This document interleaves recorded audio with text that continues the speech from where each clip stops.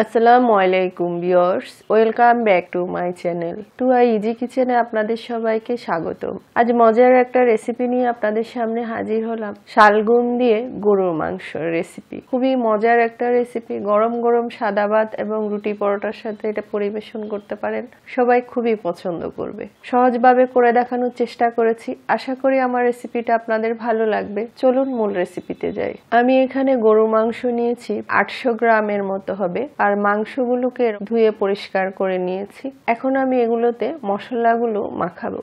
রসুন বাটা দিয়ে দিলাম 1 টেবিল চামচ, আদা বাটা দিয়ে দিলাম 1 টেবিল চামচ, মরিচের গুঁড়ি দিয়ে দিলাম 1 চা চামচ, হলদের গুঁড়ি দিয়ে দিলাম 1 চা চামচ, ধনিয়ার গুঁড়ি 1 চা চামচ, জিরার গুঁড়ি 1 চা চামচ, লবণ 1 চা চামচ। এখানে 2 টুকরো দারচিনি ভেঙে নিয়েছি, 3টা তেজপাতা ছিঁড়ে নিয়েছি, 4-5টা লং, 1 চা চামচ গোটা গোলমরিচ, 4-5টা এলাচ থেতো করে নিয়েছি। সব একসাথে দিয়ে দিলাম। পেঁয়াজ কুচি দিয়ে দিলাম হাফ কাপের মতো। সয়াবিন তেল দিয়ে দিলাম 2 টেবিল চামচের মতো। সব একসাথে এখন আমি ভালো করে এগুলো মেখে নিচ্ছি। ঝাল যদি কেউ বেশি খান, মরিচের পরিমাণটা আরেকটু বাড়িয়ে দিতে পারেন। তো সবগুলো আমি ভালো করে মেখে নিয়েছি, দেখতে পাচ্ছেন। আর আমি প্রেসার কুকারে রান্নাটা করব, তাই সবগুলো প্রেসার কুকারে নিয়ে নিচ্ছি। আপনারা চাইলে সেম প্রসেসিং এ নরমাল পাতিলেও রান্নাটা করতে পারেন। তো সবগুলো মাংস নিয়ে নিলাম এখানে। আর বাটিটাতে 1 কাপের মতো পানি দিয়ে এটা ধুয়ে মশলাটা দিয়ে দিচ্ছি। দিয়ে এখন চুলায় বসিয়ে দিলাম। এখন আমি ঢাকনাটা লক করছি না। 10 থেকে 15 মিনিটের মতো এটা আগে আমি ভালো করে কষাবো। ঢেকে রাখছি এমনি। আর এই ফাঁকে আমি শালগমগুলো কেটে নিব। এখানে 1 কেজি শালগম আছে। ডাঁটাগুলো আমি আগে এভাবে করে পরিষ্কার করে নিচ্ছি। 2 সাইডে এভাবে করে কেটে নিচ্ছি, দেখতে পাচ্ছেন। খুবই মজার একটা রেসিপি। এটা গরম গরম সাদা ভাত এবং রুটি পরোটার সাথে পরিবেশন করতে পারেন। সবাই খুবই পছন্দ করবে। আর আমার রেসিপিটা যদি ভালো লাগে, লাইক কমেন্ট শেয়ার করবেন, আমার চ্যানেলটি সাবস্ক্রাইব করবেন, আমার পাশে থাকবেন, অনুরোধ রইল সবার কাছে। তো আমি সবগুলো ছিলে নিয়েছি, দেখতে পাচ্ছেন। এখন আমি এগুলো কেটে নিচ্ছি। মাংসতে যেভাবে আলু দিই বড় বড় করে, ঠিক সেভাবে বড় বড় করে আমি এগুলো কেটে নিচ্ছি।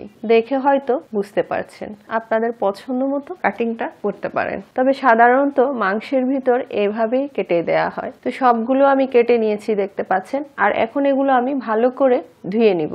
এদিকে আমার মাংসটা কষে গেছে, দেখতে পাচ্ছেন। একটু নেড়ে চেড়ে ভালো করে উপরে নিচ করে দিলাম। আর এখন আমি ঢাকনাটা লক করে দিচ্ছি। 2টা সিটি দিয়ে নিব। ফিরে আসলাম 2টা সিটি দেওয়ার পর। ঢাকনাটা আমি ওপেন করেছি। মাংসটা হাফ সিদ্ধ হয়েছে, এখনো কিন্তু ফুল সিদ্ধ এটা হয়নি। এখন আমি শালগমগুলো দিয়ে দিচ্ছি। এখন মাংসের সাথে ভালো করে উপরে নিচ করে মিক্স করে দিচ্ছি। ফুটন্ত গরম পানি দিয়ে দিলাম প্রায় 2 কাপের মতো। যেহেতু শালগমগুলো সিদ্ধ হবে, এখানে কিন্তু ঝোলটা শুকিয়ে গেছে, দেখতে পাচ্ছেন। তাই আমি 2 কাপের মতো পানি দিয়ে দিলাম। এখন আবার ঢাকনাটা লক করে দিচ্ছি। আবার 2 থেকে 3টা সিটি দিয়ে নিব। ফিরে আসলাম 3টা সিটি দেওয়ার পর। বাতাসটা এভাবে করে বের করে নিতে হবে।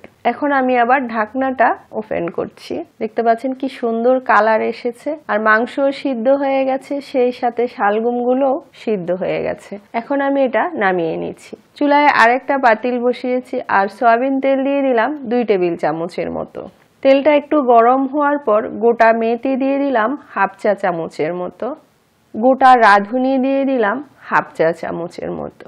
এতে শালগমের যে গন্ধ থাকে, সে গন্ধটা চলে যাবে। খুব সুন্দর একটা ফ্লেভার আসবে মেথি এবং গোটা রাঁধুনি থেকে। কয়েক সেকেন্ড নেড়ে চেড়ে ভেজে নিচ্ছি। কয়েক সেকেন্ড ভাজার পর পেঁয়াজ কুচি দিয়ে দিলাম হাফ কাপের মতো। কাঁচামরিচ দিয়ে দিলাম 4-5টা। এখন এগুলো নেড়ে চেড়ে লাল করে ভেজে নিব। দেখতে পাচ্ছেন পেঁয়াজটা লাল হয়ে গেছে। এখন আমি রান্না করা মাংসটা এখানে ঢেলে দিলাম। মাংসতে আমি আরো একটু সামান্য গরম পানি অ্যাড করেছি। ঝোলটা বেশি কমে গেছিল। ঝোলটা আপনারা আপনাদের পছন্দ মতো কম বেশি করতে পারেন। তবে ঠান্ডা পানি দিবেন না, একটু গরম পানি অ্যাড করবেন। গরম মশলা দিয়ে দিলাম 1 চা চামচ। সব একসাথে নেড়ে চেড়ে ভালো করে মিক্স করে দিচ্ছি। লবণটা কম মনে হলো, তাই আরো হাফ চা চামচের মতো লবণ দিয়ে দিলাম। সামান্য একটু ধনেপাতা কুচি দিয়ে দিলাম। এখন একেবারে লো আছে 4-5 মিনিটের মতো রান্না করব, তারপর আপনাদেরকে পরিবেশন করে দেখাচ্ছি। ঢেকে দিলাম। দেখতে পাচ্ছেন কি সুন্দর হয়েছে। এটা দেখতে যেমন সুন্দর, খেতেও খুব মজা। পুরো রেসিপিটা ফলো করে একবার তৈরি করে দেখবেন, আশা করি ভালো লাগবে। এতক্ষণ আমার ভিডিওটা দেখার জন্য আপনাদের সবাইকে অনেক অনেক ধন্যবাদ। আবার অন্য কোনো ভিডিও নিয়ে আপনাদের সামনে হাজির হব। সবাই ভালো থাকবেন। আল্লাহ হাফেজ।